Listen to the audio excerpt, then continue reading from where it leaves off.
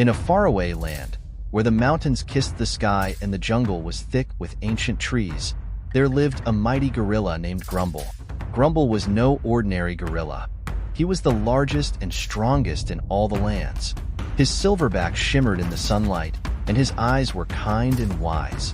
Grumble loved his home in the mountains. He lived high up where the clouds were fluffy and white, and the air was cool and fresh. From his mountain home, he could see the entire jungle stretching out below like a green ocean.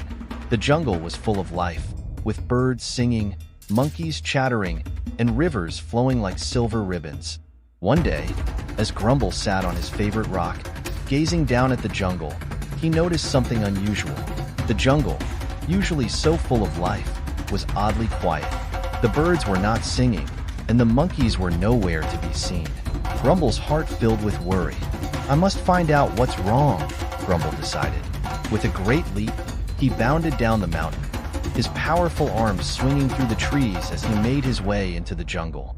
As Grumble journeyed deeper into the jungle, he met his friend, Taika the toucan.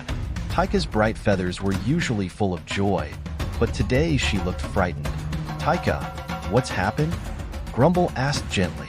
"The jungle is in trouble, Grumble," Taika replied with a sad squawk. "A group of humans has come, and they are cutting down the trees to build something called a road.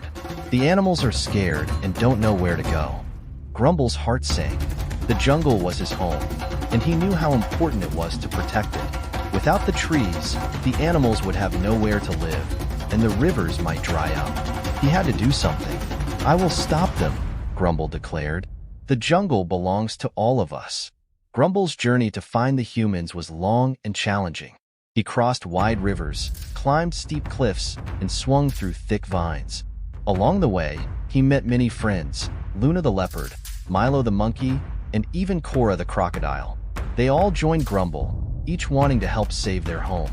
Finally, Grumble and his friends reached the clearing where the humans were working.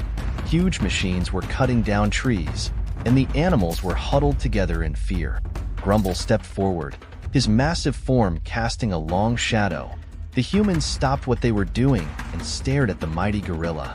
Grumble beat his chest and roared, a sound so powerful it echoed through the entire jungle. The humans were startled and backed away, but Grumble didn't just want to scare them.